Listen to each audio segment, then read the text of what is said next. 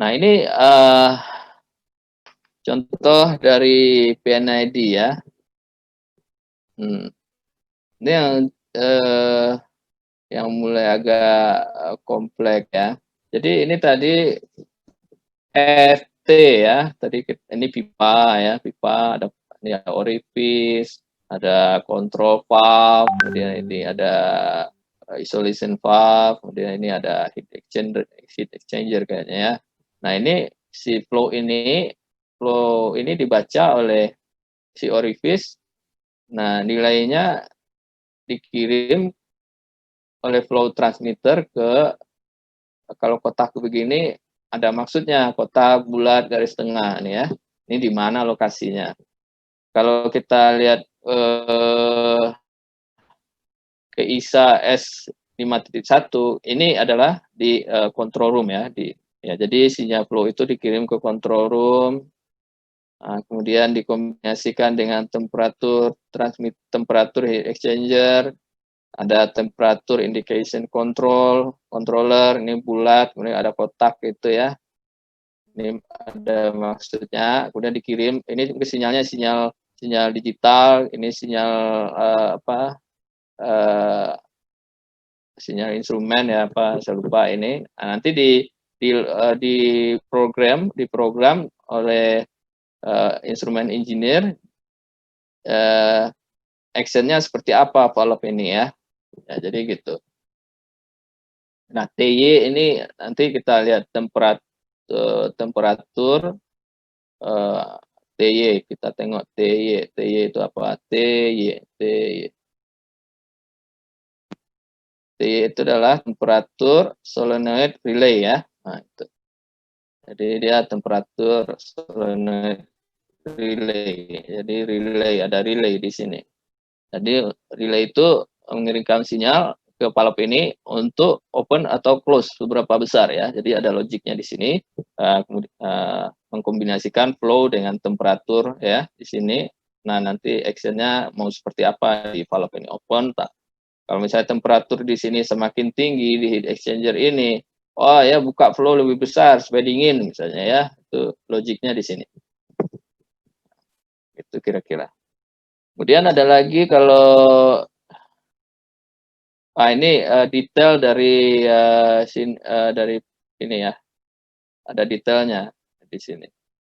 Ada, kalau kita lihat tadi ini ada solenoid ya, solenoid yang control valve ini ada YIC, solenoid indication control ya. Ini logic ya, logiknya mungkin kita nggak bisa lihat di display. Ini kode untuk logic ya.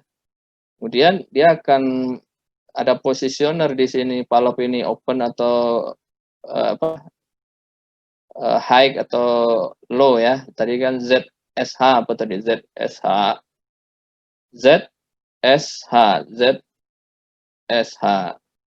Jadi position switch high, atau kalau high, L low ya. Jadi dia action dari air supply untuk menutup valve ini akan dibaca oleh instrumentasi ini. Apakah dia posisi close apa open. Nah, dikirim ke logic lagi untuk di loopkan ya. Nah, jadi seperti itulah ya.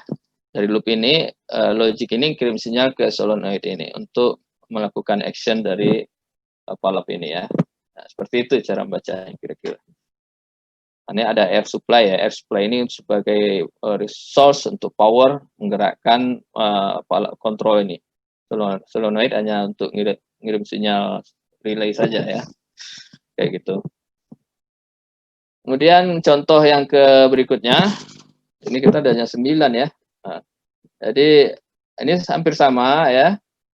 Hampir sama saja ini ya. Temperatur indication control ini ya, di DCS-nya untuk kontrol di relay, ada valve-nya ini. Ada temperatur, kirim sinyal ke sini, kemudian ada set point-nya di setting. Nah, maunya seperti apa? Ya, mungkin seperti itu. Slide-nya masih banyak, tapi sebenarnya intinya sudah tersampaikan. Kita serahkan kembali ke Pak Firman. Silakan Pak Firman. Pak Firman. Pak Firman.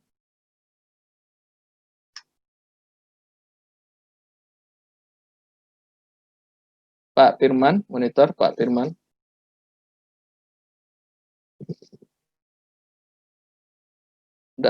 Pak Firman. Atau saya lanjutkan dulu.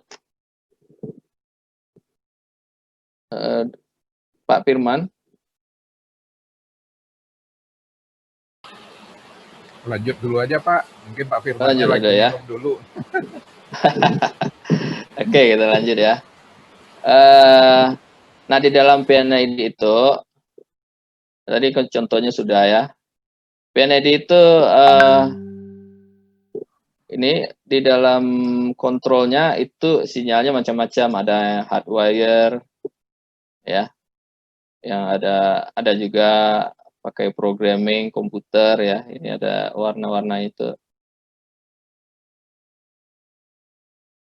Ya, kalau kita bahas PNID ini memang lama ya, banyak nih sebenarnya teori bahannya ya. Ini garis putus-putus itu apa maksudnya ya? Terus kalau misalnya ada bulat-bulat seperti ini apa? Nah, ini kita bisa lihat di ISA S5.1 atau di region ya. Kita bisa definisikan sendiri di legend. Kita harus bikin, misalnya kalau putus-putus ini sinyal digital, kalau yang bulat-bulat misalnya ini untuk instrumen R misalnya ya, atau ada hidrolik ya. Nah, itu bisa kita definisikan di legend. Kemudian di PNID itu untuk line code ya, line code itu kode dari pipa misalnya ya, itu ada line number ya. Di line number itu ada size pipanya, servisnya apa, material konstruksi atau piping specification-nya bisa kita ketahui. Kemudian kalau ada installation dan speknya bisa kita ketahui juga. Itu sangat normatif di dunia project engineering, itu kita cantumkan spesifikasi tersebut. Nah, jika kita sudah settle untuk PNID-nya, kita secara general kita bisa menjudge bahwasanya kita perlu material speknya, misalnya thickness, kemudian speknya, spek pipa, panjang pipa, kita bisa estimasi ya, kita bisa beli duluan pipanya. Nah, tapi kalau PNID-nya belum settle, belum approve, belum issue for construction, kita jangan melakukan pembelian ya, pembelian procurement dari pipa atau material. Jadi PNID ini harus cepat-cepat diselesaikan dengan disettlekan ya. Nah, ini contoh ini ya, nominal pipe diameternya 1 inci, 2,5, 4 inci. Atau pipe service-nya apa nih, di PNID-nya ada metanol, ada steam, ada brine, macam-macam. Kemudian material of construction yang generik biasanya ya, misalnya kalau PVC kan 316L, 106B, API 5L, ya terserah pipanya, tergantung desainnya. Kemudian di piping designation itu selain ada line code, juga ada spec brick ya. Spec brick itu kita ada memisahkan spesifikasinya. Ya. Misalnya ini ya, ada line number itu ke sini, dari ke kanan ini spesifikasinya 3 inch, AARX, 304L, SS, 1 inch F ya. Yang ke kanan berbeda, tidak ada 1 inch F ini insulation kayaknya ya, insulation. Nah, bisa juga materialnya berbeda, spek brick ini. Misalnya carbon steel 106, di sini 304. Atau dari sisi kelasnya juga bisa, ini kelas 300 kan, di sini kelas 150. Ini kita mesti definisikan di dalam PNID, Piping dan Instrumentation Diagram. Itu harus dicantumkan supaya menjadi dasar untuk desain oleh orang pipa, orang instrumen, ya. Nah, itu dasarnya spec break. Di mana spec breaknya? Nah, dari kelas 300 ke kelas 150 atau kelas 600 atau kelas 900, kan di sini batasnya di sini. Nah, biasanya simbolnya tanda panah ya, panah ke sana, panah ke sini, ini spec breaknya gitu ya. Nah, ini contoh spec break ya. Ini spec break ini 314 G143, breaknya di sini, kemudian G14A ya. Ini dia menunjukkan kalau kita lihat detailnya 314B ini ke sana kelasnya udah 300, ke sana kelas 150 gitu.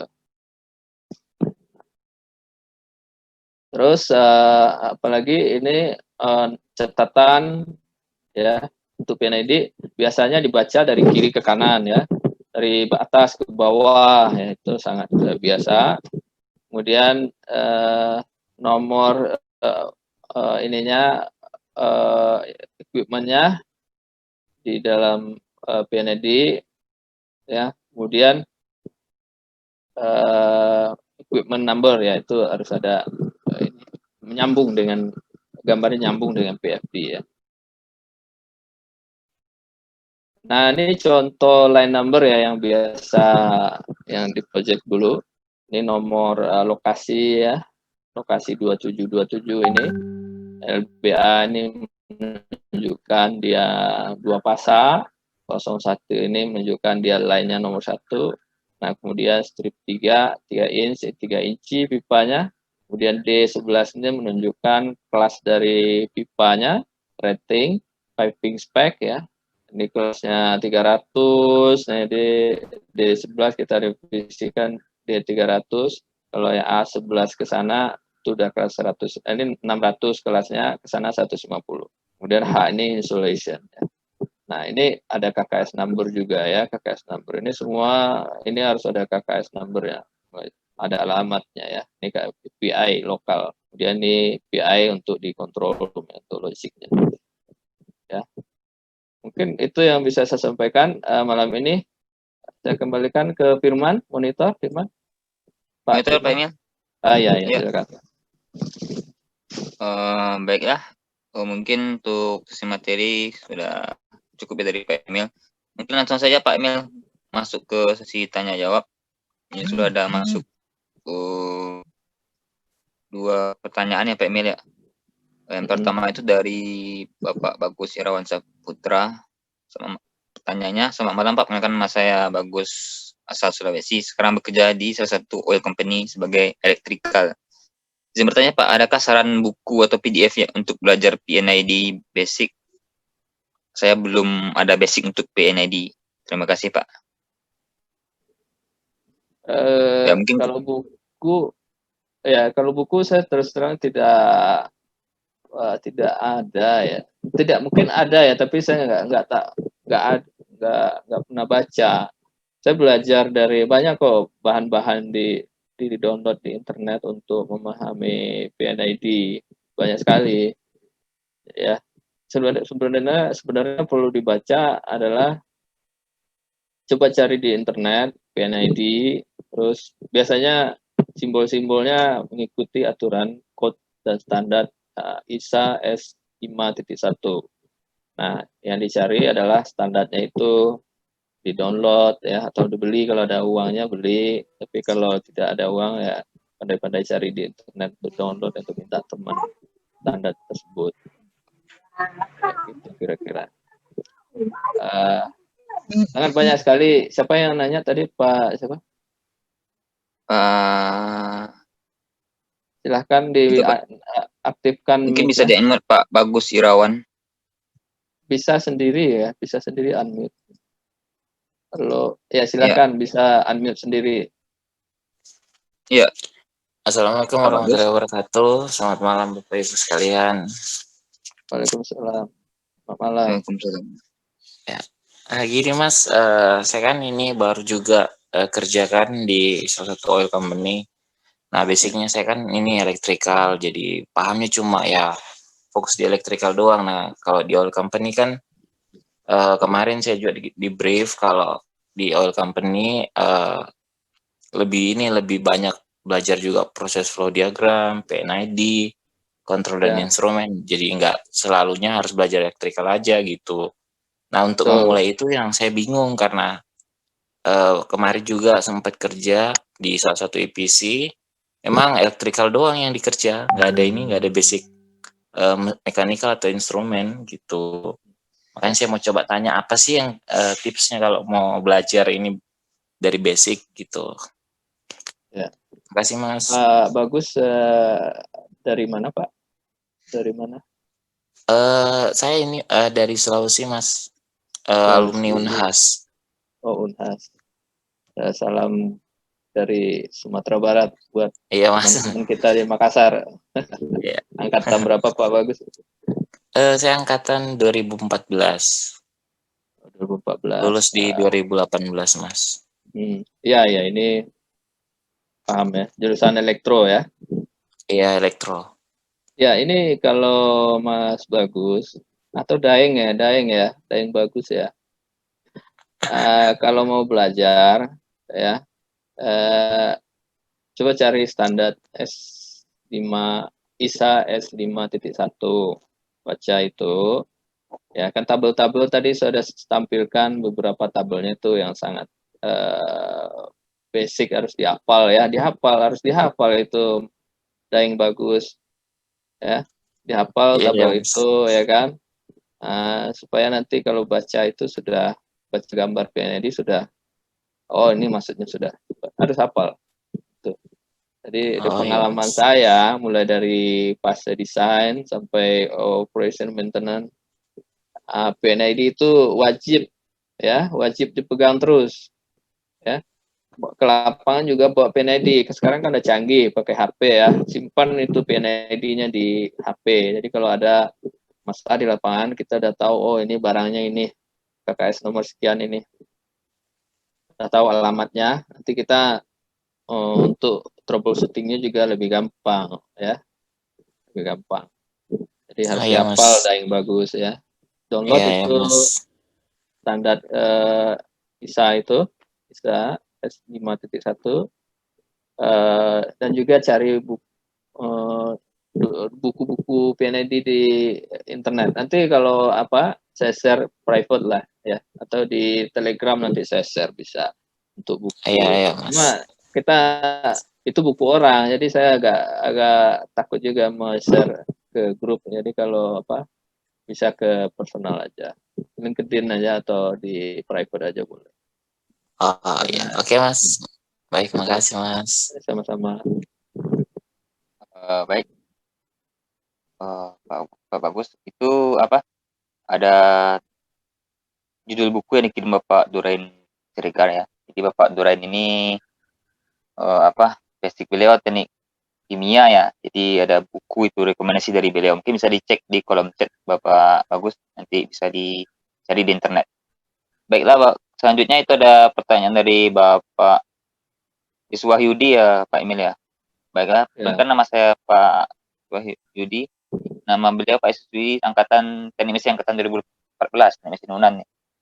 Izin bertanya Pak, dalam memahami PNID, apakah ada include simbol informasi terkait dengan material yang digunakan dalam aliran proses tertentu? Satu lagi, apa saja standar pada PNID yang digunakan di dunia engineer, Pak? Oke, Standar Pak. PNID dunia. Coba unmute siapa tadi, Iswahyudi ya, coba di unmute. Ya, mungkin Sudah bisa kepada unmute sendiri ya? Sudah Pak, mungkin kepada Bapak Iswahyudi mungkin untuk memperjelas pertanyaannya mungkin bisa dinyalakan mic sama videonya. Pak Iswahyudi. Pak Iswahyudi. Saya coba unmute dulu. Pak Jangan Iswahyudi. malu ya. Iya. Ini Iswahyudi. Saya unmute nih. nggak bisa. Oh, Bapak Iswayudi kayaknya lagi di luar, Pak, dari keramaian. Mungkin Pak Iswayudi mungkin bisa diperjelas lagi pertanyaannya tuh gimana? Tadi pertanyaan pertama apa, Pak Firman? Ya, pertanyaan pertama, material yang digunakan dalam aliran proses tertentu. Oh iya, saya tadi ada tampilkan sedikit di slide-nya. Ini ya, kelihatan nggak di slide-nya ya? Nah, kelihatan slide ini ya. Ya, ada Pak Emil. Ini ada line number ya, number. Kemudian ada D11. D11 ini menunjukkan selain dari kelas 600, dia juga menunjukkan material ya. Material itu bisa disebut di dalam, kalau kita buka dokumen D11 ini, itu semuanya ada, mulai spek materialnya. Semua spek material dicantumkan di dokumen D11 ini. Mulai dari spek pipanya, misalnya spek pipa ASTM A106B. Kemudian thickness-nya juga, thickness pipanya berapa, schedule berapa. Misalnya ini schedule 80 ya.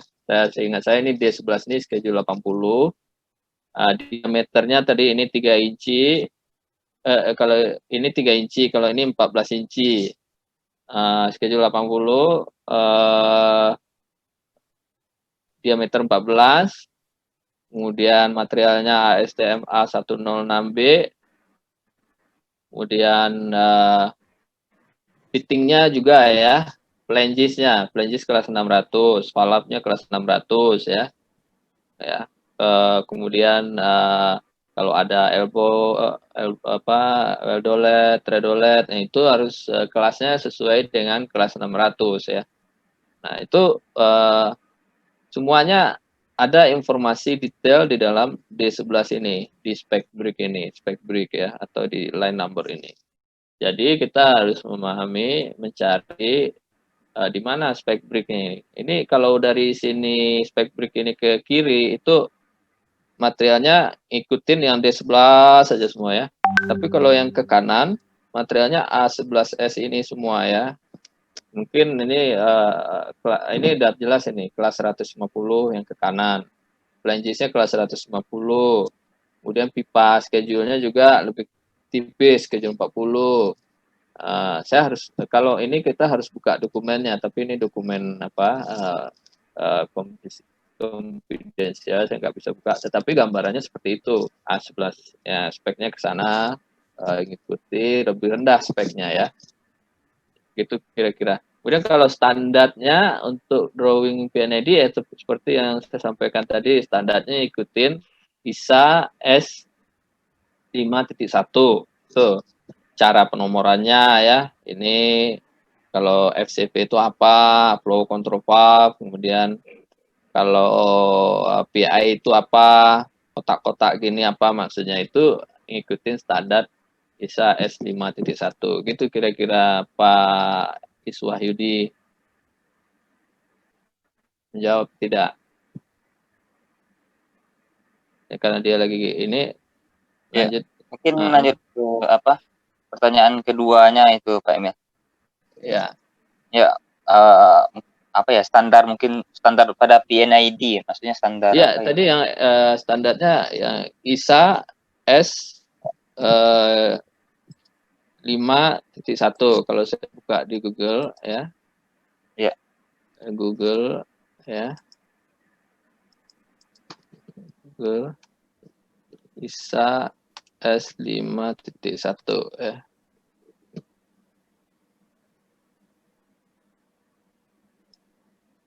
Saya share ya. Share. Nah, itu ya. Tuh, ini ada, udah kelihatan Google saya ya. Nih, ini standar instrumentation symbol and identification. Ya, ini download aja ini yang mana PDF ya. Ya, ini semua ya, instrument engineers handbook ya, bisa ini ya. Simbolnya ada di dalam itu.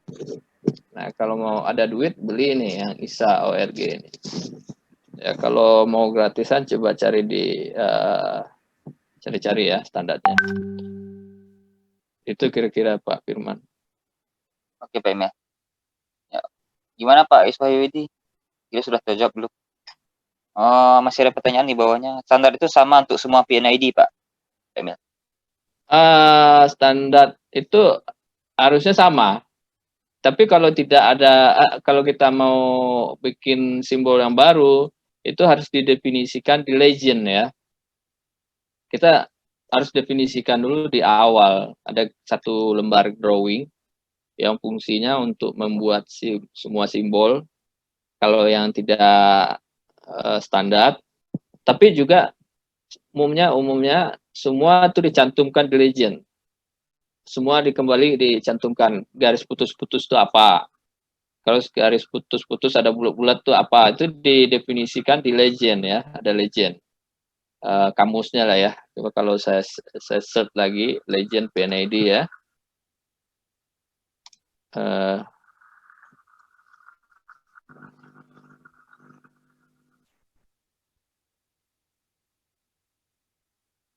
Nah, ini contoh legend ya. Kelihatan nggak ini saya buka lagi ini share screen.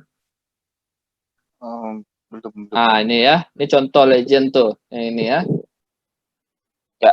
Nih. Mungkin bisa di picture-nya mungkin. Baik. Iya, saya udah klik picture-nya nih. Cuma lambat ya. Oke. Nah, ini contohnya ada legend tuh. Ini didefinisikan di Palep, misalnya get pub itu apa gitu ya, simbolnya ini gitu kan. Kemudian kalau butterfly simbolnya apa gitu ya. Ini legend. Ah, ini mana? Ah, ini legend ya. Ini garis lurus nyata, ini line apa maksudnya, kalau bulat-bulat ini apa gitu ya. Ini biasanya kita definisikan lagi di legend. Ini ada valve nih, kalau ada hitam ini normally close, kalau yang nggak ada hitamnya open misalnya ya. Ya, itu kira-kira bisa dilihat di internet legend itu seperti apa. Ya, kita bisa definisikan sendiri yang tidak ada di standar ISA S51 itu dengan syarat kita harus bikin legendnya. Jangan sampai kita bikin simbol di gambar PNID nggak ada legendnya, nggak ada di standar ISA, orang nggak ngerti gitu ya. Itu kira-kira penting kita harus cantumkan di legend atau ngikutin standar aja boleh gitu Pak Firman. Baik Pak Emil. Gimana Pak Iswahyudi, mungkin bisa di ketik kolom chat aja atas jawaban Pak Emil. Berarti di setiap ada kemungkinan di perusahaan tertentu berbeda ya standarnya Ya, Pak. betul. Ya. Oke. Dengan syarat Pak? harus didefinisikan ya di legend ya. Jangan sampai kita bikin simbol baru di gambar PNID tidak didefinisikan, orang tidak mengerti. Hanya yang mau bikin aja mengerti gitu. Ya, cuman oke, terima kasih Pak sudah dipahami belasan dari Pak Iswahyudi Pak Emil. Oke. Oke, mungkin selanjutnya ada Bapak Rizky Oloan ya, Oloan Harahap. Tadi mengacungkan tangan untuk bertanya. Mungkin ingin bertanya langsung ya Pak Rizky ya. Kita akan kepada Pak Rizky langsung di-unmute aja. Silakan. Terima kasih Pak Firman. Oke, baik Pak Rizky. Silakan. Mungkin perkenalkan dulu, nama saya Rizky Oloan Araf, ya bisa dipanggil Rizky aja. Ya. Kalau akademik alumni teknik mesin dari USU angkatan 12. Oh ya, salam buat USU. Iya, salam Pak.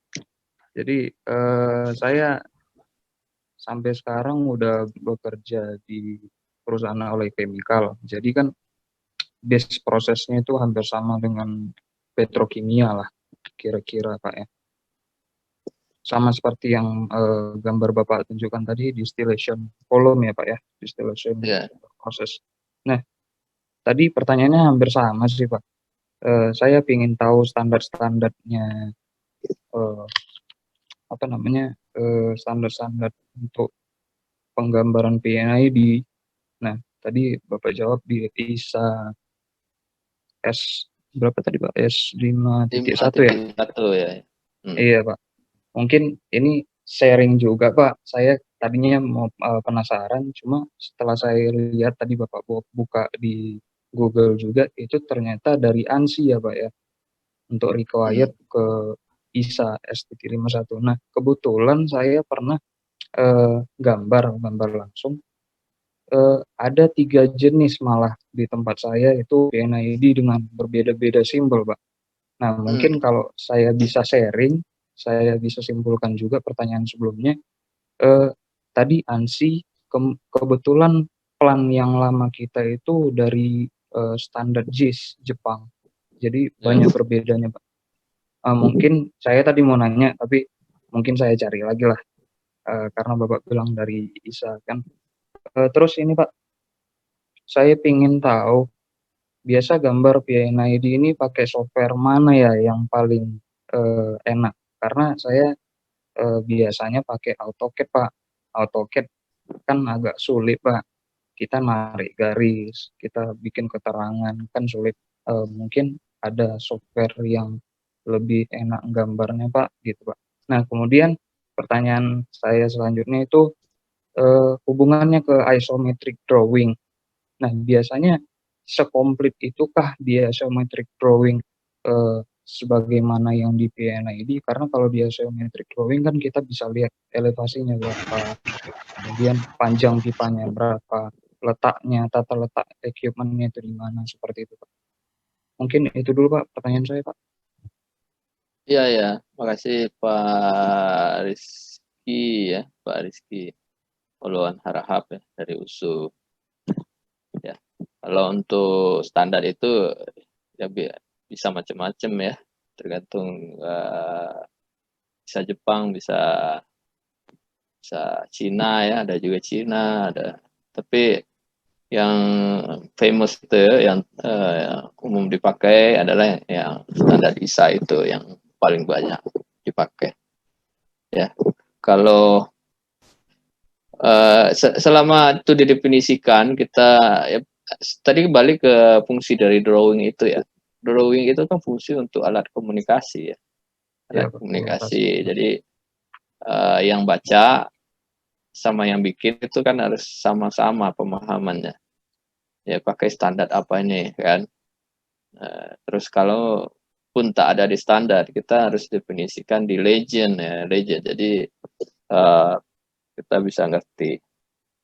Kalau yang pertanyaan yang kedua mengenai isometrik sama PNID, ya isometrik ini kan produk turunan, ya kan? Produk turunan untuk fungsinya untuk fabrikasi ya, fabrikasi pipa. Nah, tapi karena ini produk turunan, dia harus ngikut ke PNID, ya. Isometrik itu untuk fabrikasi sama instalasi untuk mendetailkan spesifikasi dari sebuah piping system. Itu semua detail, mulai dari dimensinya, panjang, lebar, kemudian posisi fittingnya di mana, ya itu di isometrik digambarkan.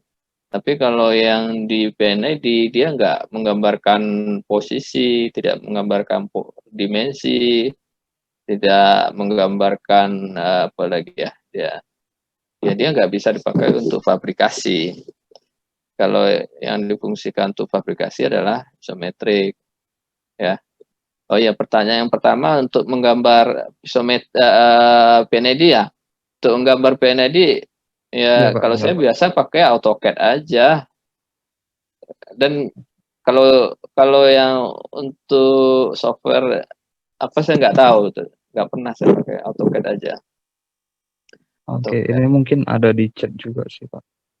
Ini Ya ada yang AutoCAD bantu aja yang sudah. oke. Ya, ya, aplikasi yang pernah saya pakai ya. Mungkin ada juga teman-teman pakai aplikasi yang memudahkan ya. Ya silahkan aja sebenarnya. Tapi kan kalau beli software kan mahal ya. Sementara Iya, kalau proyeknya kecil, ya bikin aja pakai AutoCAD. Rata-rata kalau saya lihat EPC kontraktor itu mereka bikinnya pakai AutoCAD ya. Ya, jarang mereka, kecuali proyeknya udah besar sekali, nilainya triliunan mungkin ya, triliunan rupiah, mereka beli itu softwarenya supaya mempercepat produksi gambarnya ya. Tapi kalau proyeknya masih tidak sampai gitu, mereka lebih cenderung padat karya. Padat karya artinya memberdayakan drafter-drafter itu banyak di Indonesia, drafter yang butuh kerjaan daripada beli software, uang keluar ya, TKDN apalah segala macam itu kan. Nah, kita harus mikir gitu juga engineer ini. Jangan hanya beli teknologi terus orang-orang kita nganggur ya kan. So, gambar isometrik sebenarnya juga bisa pakai software, juga bisa bikinnya banyak, PDMS apa segala macam itu kita gambar di 3 dimensi nanti keluar isometriknya bisa, tetapi hanya mahal ya untuk sebuah ini, harganya juga mahal, mendingan gaji orang Indonesia.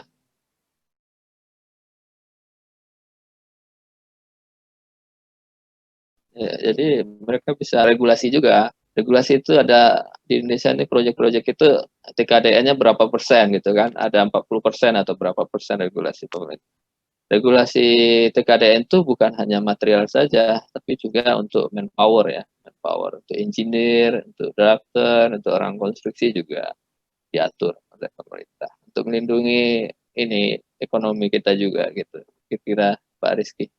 Jadi untuk ini kita berdayakan AutoCAD aja. AutoCAD tidak terlalu mahal softwarenya, udah kita pakai dan semua bisa dipakai. Untuk aplikasi apa aja bisa AutoCAD. Itu kira-kira. Benar, Pak. Mungkin ini ada tambahan, Pak, kalau diperkenankan ini. Silakan Ada yang Rizky. nanya. Pak Rizky. Nah, ini karena kan saya juga kebetulan ada webinar ini jadi refresh. Sebenarnya saya udah tinggalin gambar itu udah 1 tahun 6 bulan, mungkin 1,5 tahun yang lalu. Jadi kebanyakan udah lupa, Pak. Kebetulan kalau sharing ini sedikit sharing. Saya dulunya direkrut untuk gambar PNID memang dari dasar karena gambarnya itu udah hilang. Ya. Pabriknya itu buatan Jepang, tahun 93 pembuatannya. Jadi kebanyakan gambarnya udah hilang, jadi saya gambar ulang. Nah, saya larinya ke sini, Pak. Saya kan tergolong masih muda ini, baru berkarir. Nah, kira-kira apa yang perlu saya ikutin, atau ada arahan ke pelatihan atau ada sertifikasinya untuk PNID, gambar PNID, Gitu. lebih memahami proses. Ada saran kemana, Pak? Atau gini. kalau Saya udah bisa, tangkap ini. Oke. Ya, ini sama nih kayak saya masuk kerja awal-awal dulu nih Pak Rizky nih.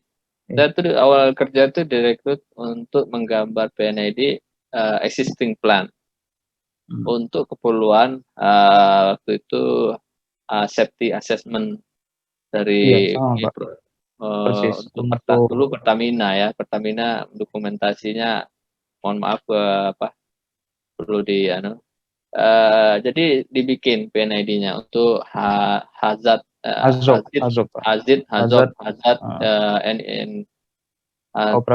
identification ya, hazard.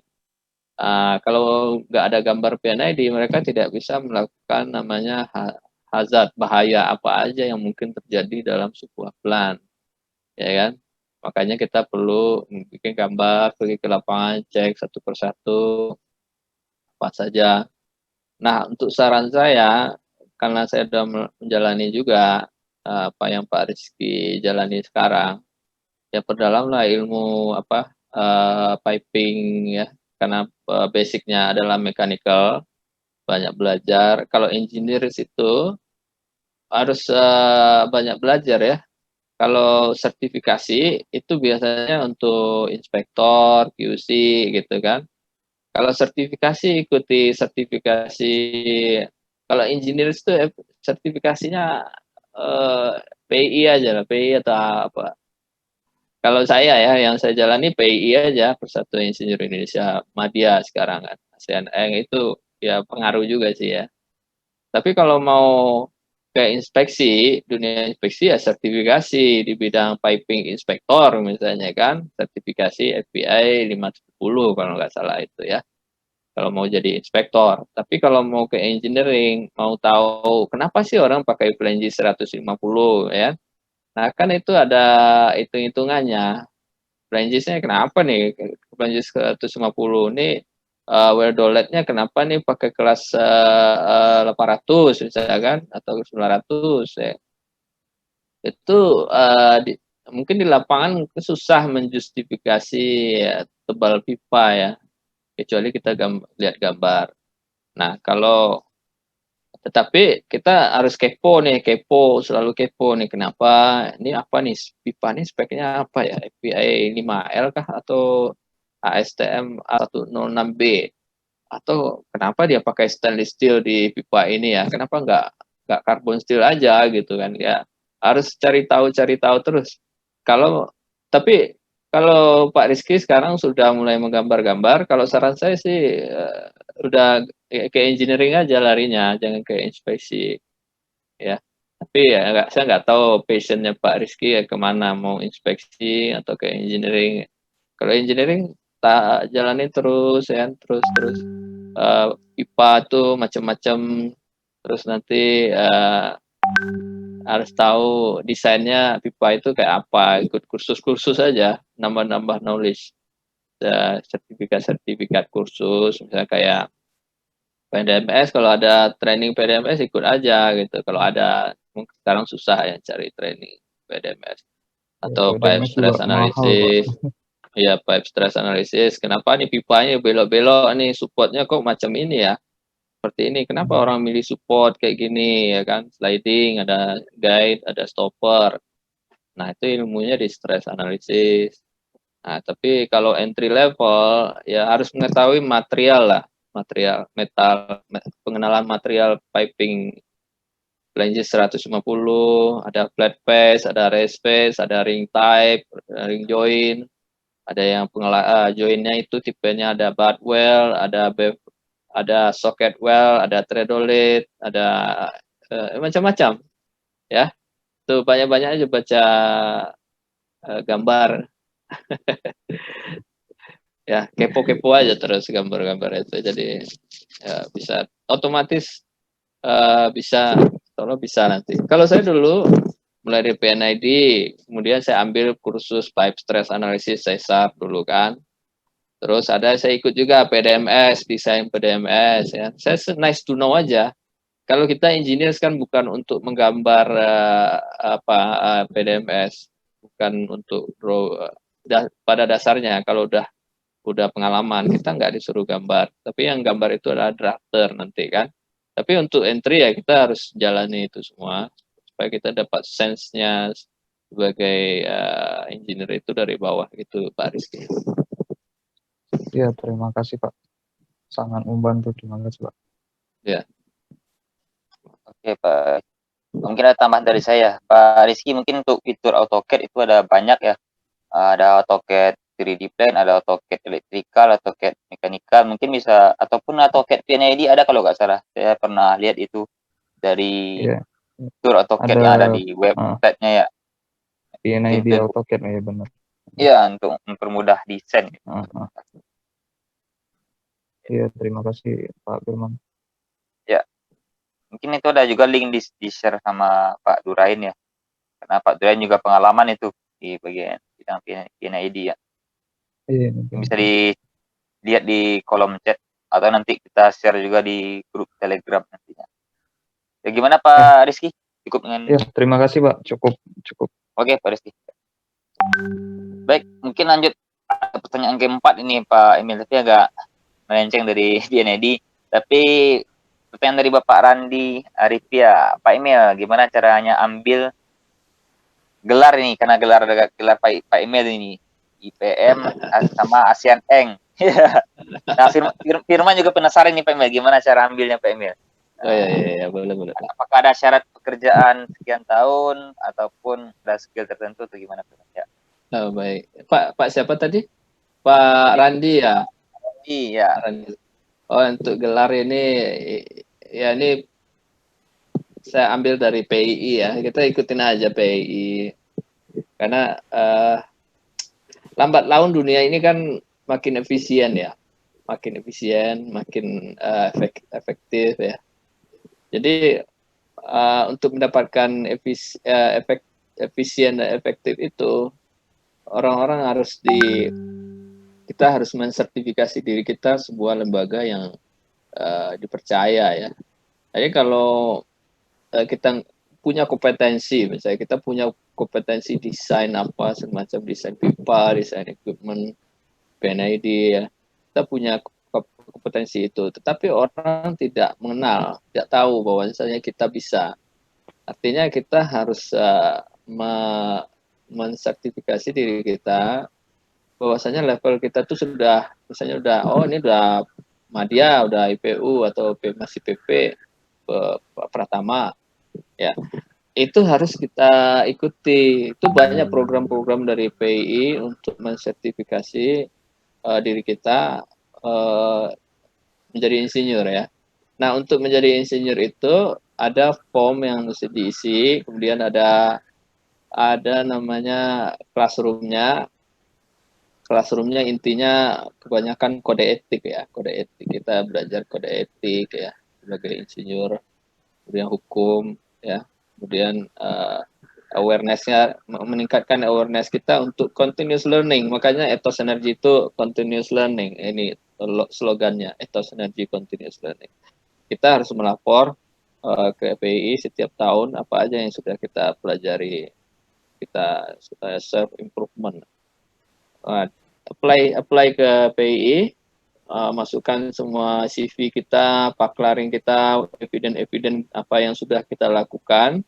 Misalnya kita sudah bekerja di perusahaan A, B, C sebagai engineers, kemudian kita sudah training berbagai macam training, bla bla bla bla bla, masukin semua dokumen, masukin foto, paklaring, isi formnya, nanti dinilai berapa nilai scoringnya gitu ya. Apakah nanti sebagai insinyur Pratama, syaratnya kalau nggak salah lupa saya 5 tahun kalau nggak salah itu masih Pratama. Tapi kalau sudah minimum ya, Pratama itu 5 tahun pengalaman, kemudian bekerjanya di dunia industri, engineering, construction atau apa, tidak boleh yang melenceng ya. Kalau kita gelarnya ST tapi kerjanya di bank ya itu lain, tidak bisa disertifikasi.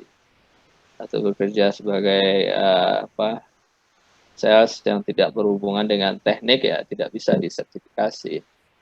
Nah, kalau misalnya dinilai layak sebagai IPM, ya dikasih gelar sebagai IPM, Insinyur Profesional Madya Middle.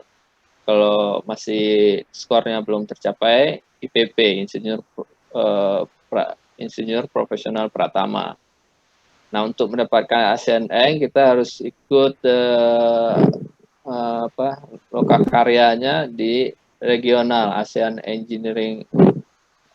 Engineer Association lah ya, harus ikut.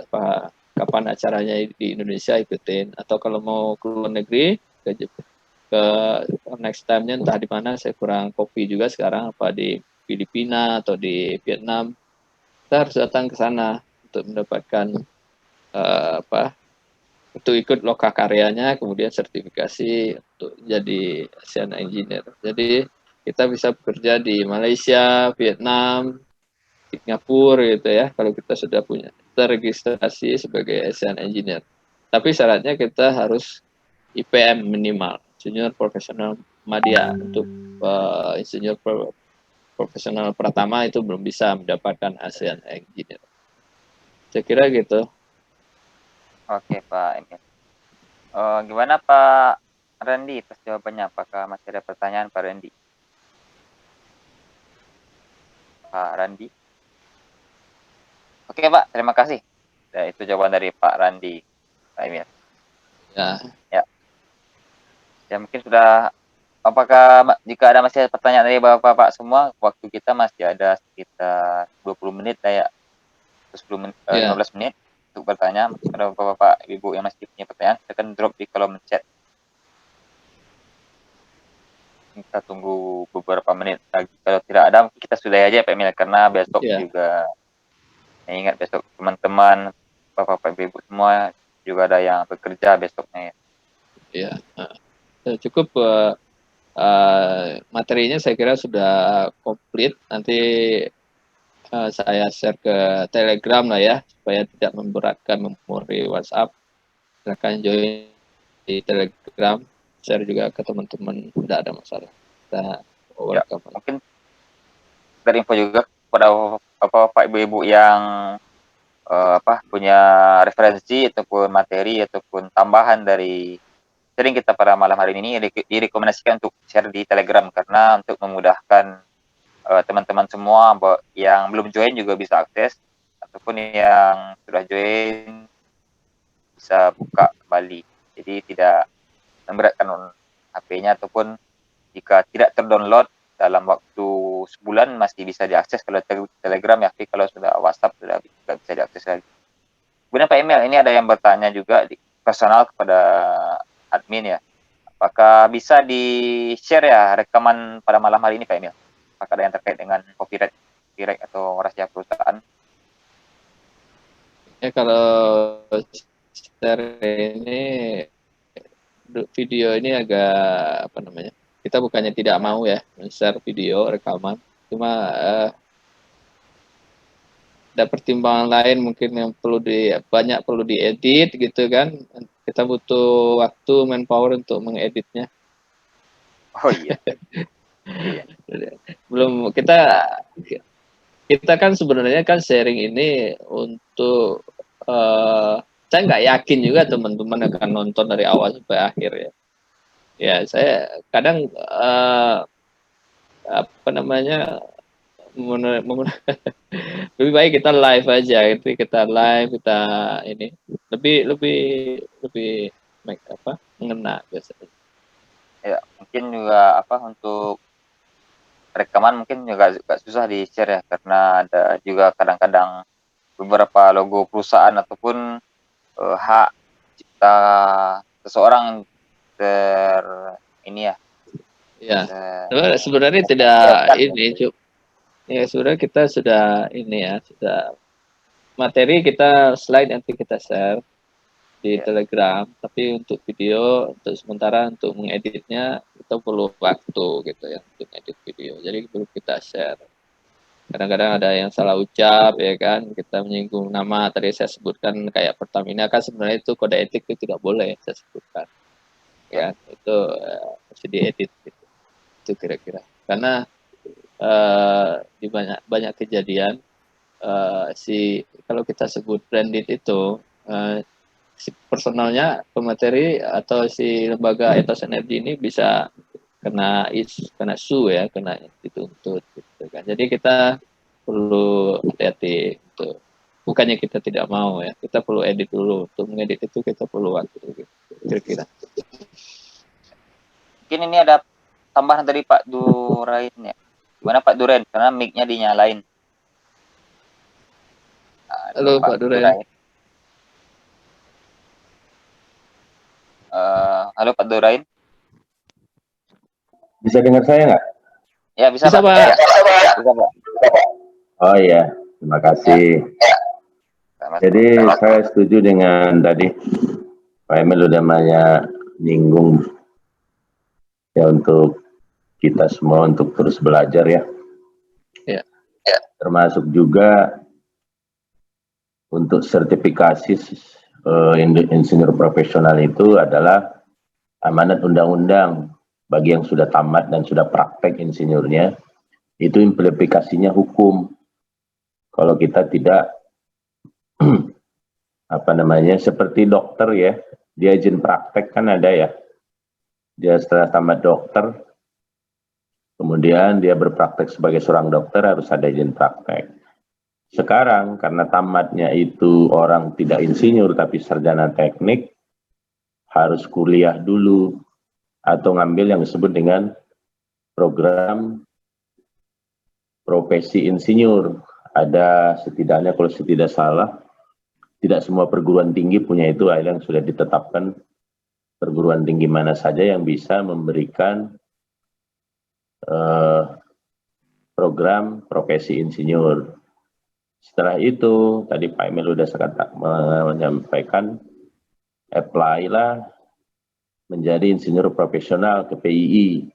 Kalau di Indonesia itu nanti saya bisa share undang-undangnya di grup.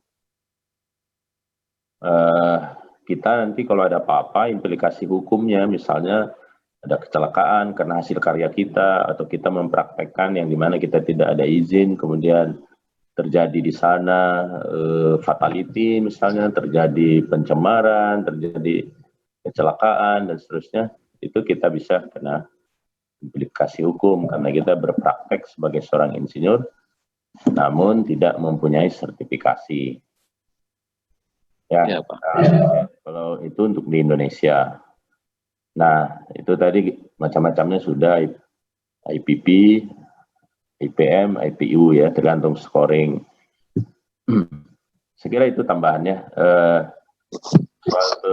Pelajaran yang seperti ini juga menjadi salah satu, di situ ada sumpah gitu ya, nanti setelah menjadi insinyur profesional. Salah satunya ada poinnya adalah untuk meningkatkan terus kompetensi dan pengetahuannya secara kontinu.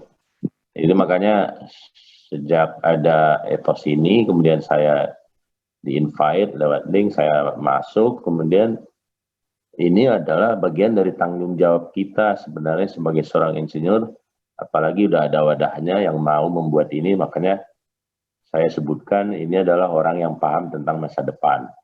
Dan ini alhamdulillah saya sudah sangat banyak posting ini di grup-grup yang saya ikut, dan hampir saya lihat malam ini peserta yang ikut adalah di mana grup-grup WhatsApp di mana saya ada, saya minta termasuk dari ITENAS juga udah saya lihat banyak gabung, karena saya pernah kuliah tamu di ITENAS di teknik kimia, kemudian saya posting di sana udah banyak gabung saya lihat ya. Dari USU juga saya sering di sana ngasih kuliah umum, udah banyak yang masuk. Ini kewajiban kita, bukan mau populer, bukan, tapi kewajiban ini. Jadi teman-teman itu yang salah satu dari yang tidak bisa dipisahkan daripada sebuah kompetensi seorang engineer adalah ya etika, ya attitude dan karakter. Nah itu justru berada di posisi nomor 1 sebelum keahlian dan skill itu. Tapi adalah attitude dan karakter, termasuk integritas dan macam-macam tadi sudah disebutkan. Ya itu saja. Terima kasih. Terima kasih Pak Durain. Ya, terima kasih Pak Durain.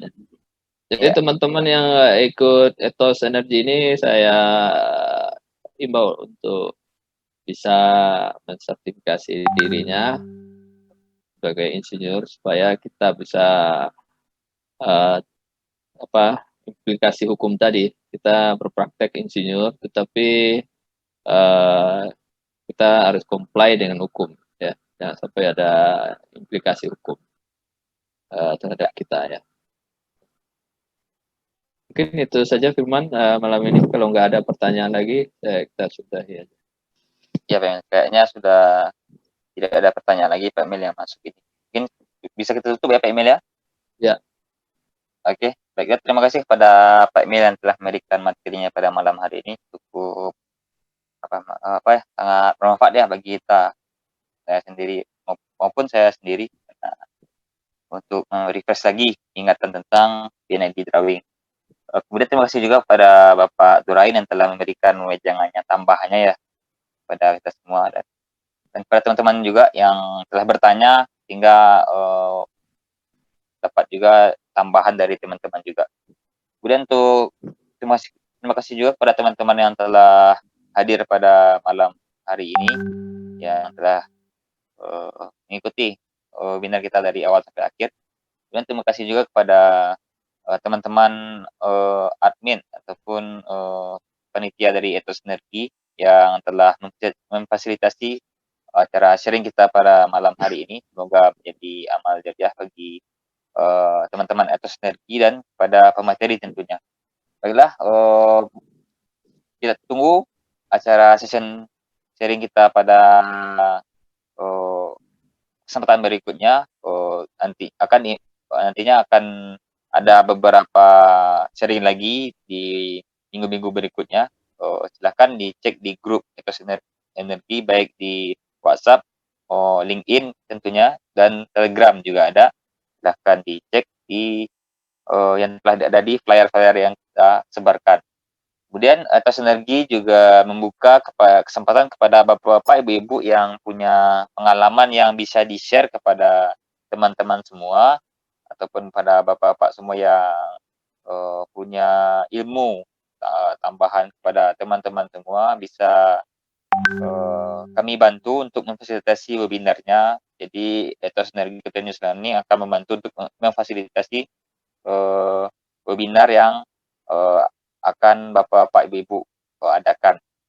Silahkan hubungi kontak kami di flyer ataupun di grup WhatsApp ataupun personal chat pada admin yang telah ada di grup ataupun di flyer-flyer yang disebarkan. Baiklah, jika ada kata-kata yang salah mohon dimaafkan.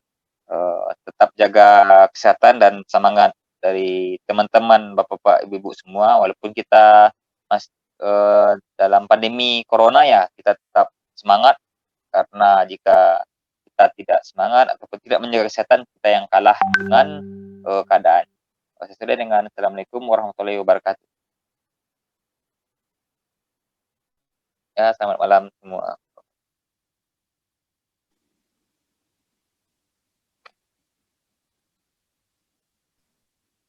Mana ini sudah stop record, Ya, langsung leave ya. live semua, di end aja. Udah leave aja nih, bukan end. Oh, live. Oh, bentar Pak Emil. Cuman jadi in-host, nanti nggak ke-record ya. Oh gitu ya, coba jadiin host dulu.